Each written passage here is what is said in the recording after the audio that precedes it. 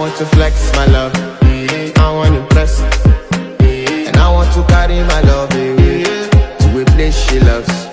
I'm a man, I want to impress.